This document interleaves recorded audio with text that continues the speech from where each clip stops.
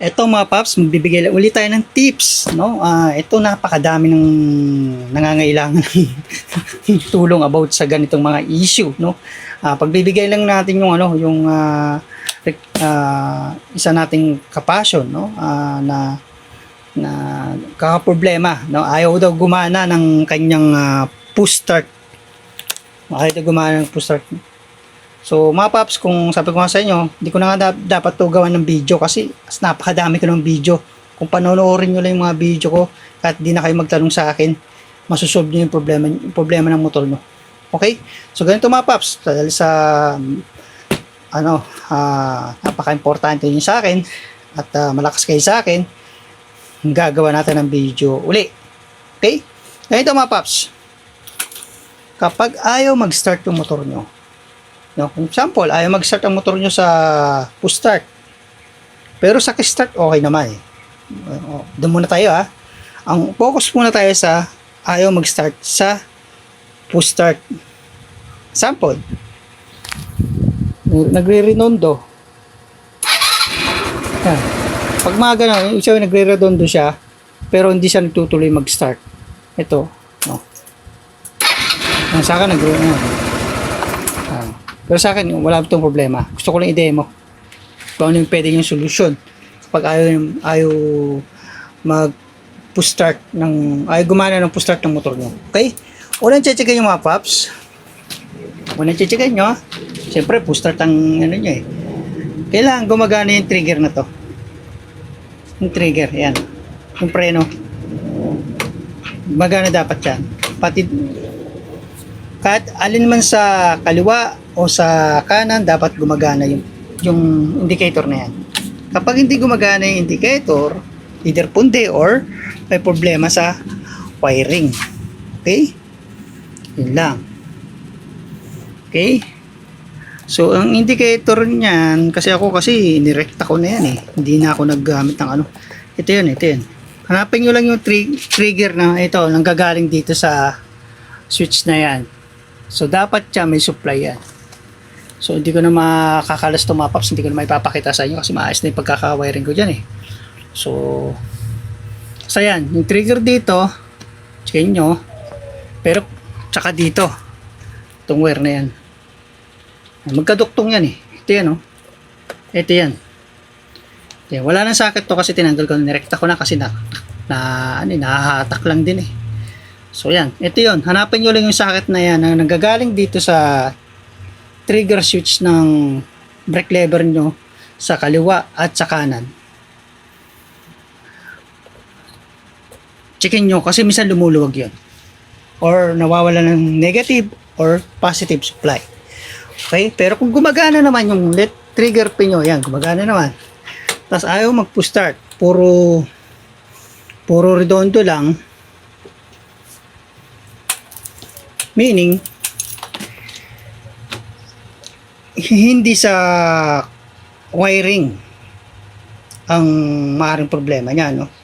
Pag may redondo siya, pero ay tumuloy pag push start, no? Ibig sabihin yan, yung sa fuel kayo, pag may redondo, okay yung redondo, malakas ang redondo ng motor nyo, parang ganito. Natin. Parang ganon, dinig, parang ganon. Parang ganon. Sabihin, malakas yung kuryente. So, wala kang issue sa kuryente. Sabihin, pass ka na dito kasi gumagana eh. Gumagana yung switch mo. Minsan dito rin. Switch, checkin nyo rin yan. Siyempre, kapag sa push start at di gumana yan, kahit anong pindot nyo, wala talagang response. I-checkin nyo rin to. Minsan yan, lumuluwag yung ano yan, yung socket nyan, yung mga wire nyan, ito to. I-checkin nyo rin yan. Kasi mga paps, katagalan ng motor natin, talagang yung mga wire nyan ay lumulutong din katagalan. Kakaroon ng loose connection. Minsan, nakukuha naman sa linis, pero minsan talagang kailangan ng palitan ng socket. Okay? Or, push start switch. So, ako siguro 3 beses na rin ako nakapagpalit nito. Madalas yan na wala namang 100% na hindi nasisira. Talagang nasisira talaga. Okay? So, yun lang. Yun yung i-checkin nyo. No? Kapag wala talagang response. Walang gano'n. Kunya, sample, walang ganyan. Ayaw gumana. Di, ano na kayo doon? I-checkin nyo to. Tsaka yung wiring ng push start button mo. Yung socket mismo. Okay? I-checkin nyo. Kailangan may supply doon kahit isa doon. Okay? Tapos isa pang tips mga paps, no? Sample dito ay gumana, no? Ang gagawin nyo, naka-on yung susi naka-on. Isa pang techniques dyan, kung goods yung wait lang baba ko muna yung camera. Okay mga paps, sample ay gumana dito sa switch na yan, no? Checkin nyo dito. Dapat to, mag-start yung motor nyo dito. Kasi malalaman nyo kung okay tong relay. Or may problema dun sa wiring. Kasi marami kasing pwedeng i-check mga paps Hindi natin pwedeng gawing specific yung problema sa isang pyesa. Okay? Sample yan. Sample ay gumana lang ng ng switch, no? Checkin nyo ito dito. Check nyo. Kuha kayo ng flat screw, any metal na pwede nyo idikit dito, no? So, ganun gagawin nyo. Saglit lang Saglit na spark lang. Yan. Yan. So, pag nag-start, meaning, patay natin. Meaning, pag nag-start dito, baga parang spark nyo lang, no? Saglit lang pag i-spark mga paps, hindi kailangan ng matagal. Pwede kasing masunog yung starter, starter relay. Okay? So, konting spark lang. So, gano'n, sample, yung start. Ito ginawa, pinakita sa yung start to. Ginanon nyo, nag-start. No, ginanon nyo, nag-start. Maaaring problema niyan sa wiring. Papunta dito sa push start na yan. Okay? Pero kung ginanon nyo, at walang spark, walang nangyaring spark, wala kayong narinig na redondo, ginanon nyo, wala, example, itong ginanon nyo, wala kayong narinig na ganon, no? Pero nag-spark siya, nag-spark siya, kasi pag nag-spark yung dalawa na yan, ayan paps, yan. Pag wala kayong narinig na ganon, ito lang sira niya mga paps. So ayan mga paps, no? Kapag nagano kayo dito, nag-spark kayo dito at wala kayo narinig na kahit na redondo, ito lang yung mga paps ang problema. Starter motor. Yung mga ganitong klaseng motor na GY6 engine, lalo na yung for example, yung mga Rusi, Motorstar, or basta yung mga China bike na GY6 yung makina, kadalasan ito ang sira. Ito. Kasi itong starter relay nito, bihira ito nasisira. Bilang nasisira to. No, pag hindi ito gumana, checkin nyo lang to. Checkin nyo yung wiring dito. Check nyo. Dapat may supply. Minsan kasi mga paps na encounter ko na rin na lumuluwag o natatanggal yung wire mismo. So alin man sa dalawa yan dapat intact. Tapos may